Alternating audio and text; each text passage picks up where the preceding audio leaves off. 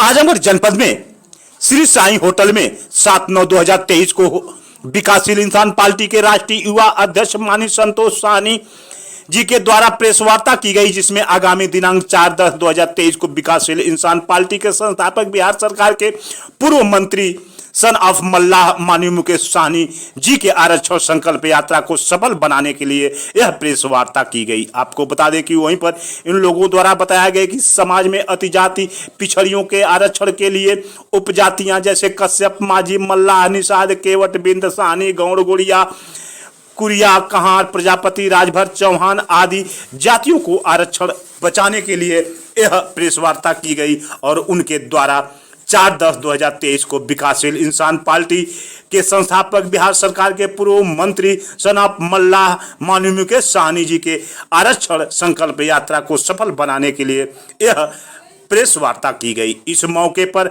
आपको बता दें कि जिला अध्यक्ष ओम प्रकाश निषाद, युवा मोर्चा के जिला अध्यक्ष अमित निषाद, विधानसभा अध्यक्ष रणविजय कश्यप, महासचिव प्रदीप कुमार के साथ साथ राम अवध निषाद, संजय निषाद, मुखराम निषाद, संजय एडवोकेट, महेंद्र निषाद, दुर्गा निषाद, जिला उपाध्यक्ष युवा मोर्चा सुनील निषाद आदि दर्जनों की संख्या में लोग उपस्थित रहे। धन्यवाद।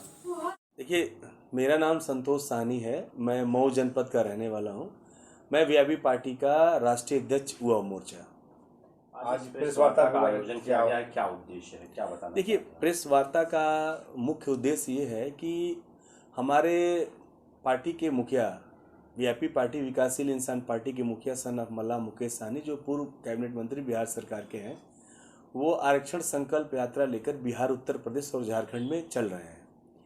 इसी आरक्षण संकल्प यात्रा के दौरान वो उत्तर प्रदेश में आके और जा भी चुके हैं और फिर आने वाले हैं। पुनः 4 अक्टूबर को आजमगढ़ में आने वाले हैं और 9 तारीख को गाजीपुर और 10 तारीख को अपना चंदौली में भी आ रहे हैं। इसी 9-10 को हम आप लोगों को ये इनवाइट प्रेस कॉन्फ्रेंस के थ्रू इसलिए इनवाइट किए हैं कि मैं आप लोगों को ये बताना चाहता हूँ कि जो आरक्षण संकल्प यात्रा हम लोग लेकर चल रहे हैं, इसमें कई तरह की बातें हमारे लोगों को सुनने में आ रही है। जैसे लोग ये कह रहे हैं कि आरक्षण मिलेगा तो निषाद की कुछ उपजातियों को मिलेगा और कुछ उपजातियों को नहीं मिलेगा।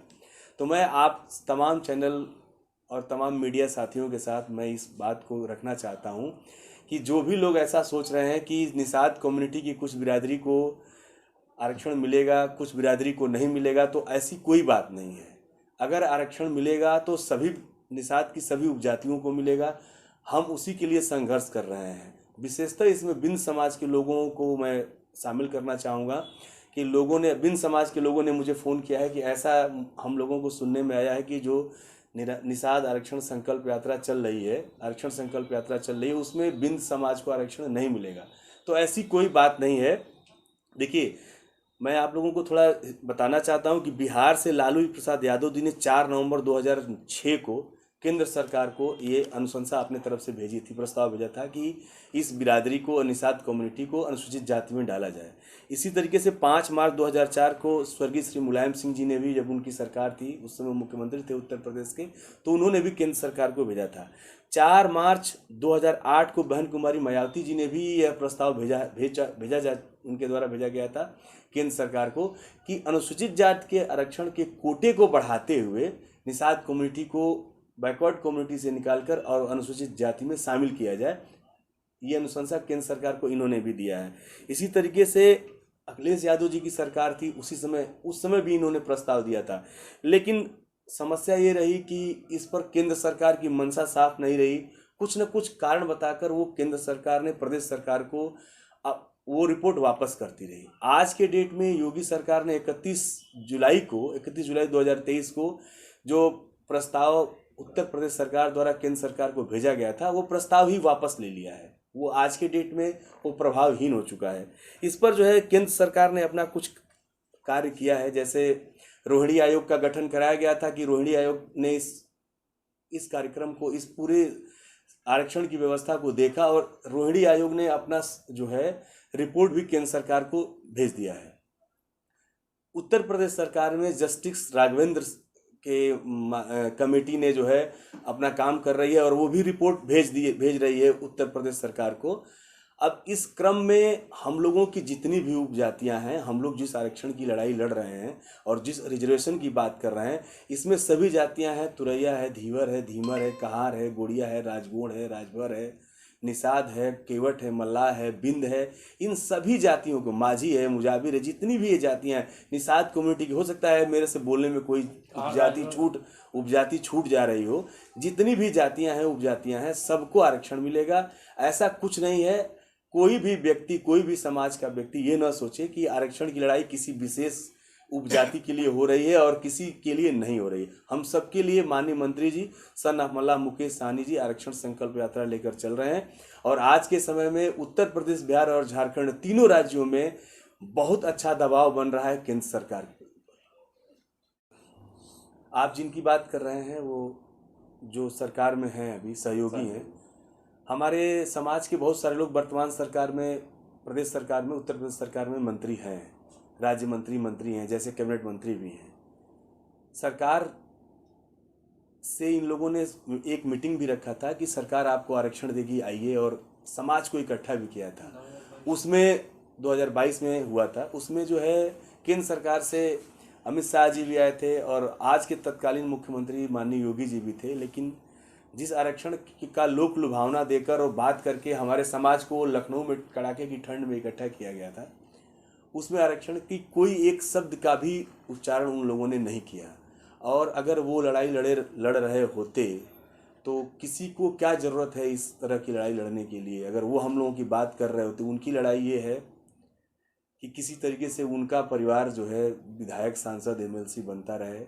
और हमारे मंत्री जी सन ऑफ मल्लाह मुकेश सहनी जी ने, आप अगर उत्तर प्रदेश चुनाव आयोग का डेटा निकाल कर देखेंगे, 102 लोगों का हम लोगों ने पर्चा भरा था, जिसमें 52 निषाद समाज के लोगों को, जिसमें 40 निषाद समाज के लोग थे, 12 लोग अन्य बिरादरी के लोग थे।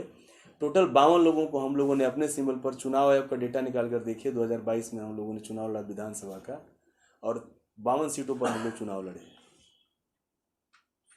जब क्या वजह आप मानते? देखिए, क्या होता क्या है कि जब हम संघर्ष करते रहते हैं उस समय की बात कुछ और होती है। जब हमको वोट लेना होता है तो हम जनता से वादे कुछ और करते हैं। जब हम जीत जाते हैं या सरकार का हिस्सा बन जाते हैं तो सरकार की बहुत सारी मजबूरी होती है और सरकार से वो बात अपनी उतनी दमदारी से कह नहीं पाते हैं। जब मैं आपको बताता हूँ, संजय निषाद जी का पार्टी का उदय जो है आरक्षण आंदोलन से ही हुआ है और जिस समय आरक्षण आंदोलन वो कर रहे थे उसी समय गोरखपुर के पास कसरौल कांड भी हुआ था, जिसमें स्वर्गीय अखिलेश निषाद नाम का लड़का एक शहीद भी हो गया था, जो अपने माँ बाप का इकलौता लड़का था। वो बीएससी फर्स्ट ईयर या सेकेंड ईयर का स्टूडेंट था, एकदम जवान लड़का। उसके मरने के बाद तमाम मुकदमे लगे और मैं बताता हूँ कि डॉक्टर संजय निषाद, जिस आरक्षण की बात कर रहे हैं ना आप, यही डॉक्टर संजय निषाद कोर्ट के सामने, जबकि वही उस आंदोलन को, रेल को रोकने के लिए बोले अपने पदाधिकारियों को, अपने कार्यकर्ताओं को, और उन लोगों ने रोका। जबकि यही डॉक्टर संजय निषाद जी मेरे परिवार के जिम्मेदार व्यक्ति हैं, हमारे पिता के जैसे हैं, लेकिन पिता भी अगर गलत करता है तो पुत्र को आवाज़ उठानी चाहिए। डॉक्टर संजय निषाद जी ने कोर्ट के सामने यह कह दिया था कि कसरौल में जो कुछ भी हुआ, मेरा उस कार्यक्रम से कुछ भी लेना देना नहीं है। मैं गोरखपुर से अपने आवास से लखनऊ जा रहा था, अपने स्वास्थ्य के लिए, अपनी दवा के लिए जा रहा था। तो जो व्यक्ति इस तरह की बात करता है वो व्यक्ति हमारी लड़ाई को ईमानदारी से, सच्चाई से कैसे लड़ सकता है? आपके मुद्दे पर उत्तर प्रदेश सरकार का क्या स्टैंड है? देखिए, किसी भी सरकार का स्टैंड तब तक, हमारे नेता श्री सन ऑफ मल्लाह मुकेश सहनी जी एक बात कहते हैं कि नाक दबाने से मुंह खुलता है। अभी सरकार का स्टैंड कुछ भी नहीं है, लेकिन जब हमारी संख्या, हम अपने बिरादरी के लोगों को, अपने समाज के लोगों को इकट्ठा कर रहे हैं, जब हमारी संख्या उत्तर प्रदेश में लगभग 18% संख्या है, कोई खुली जुबान बोलता है,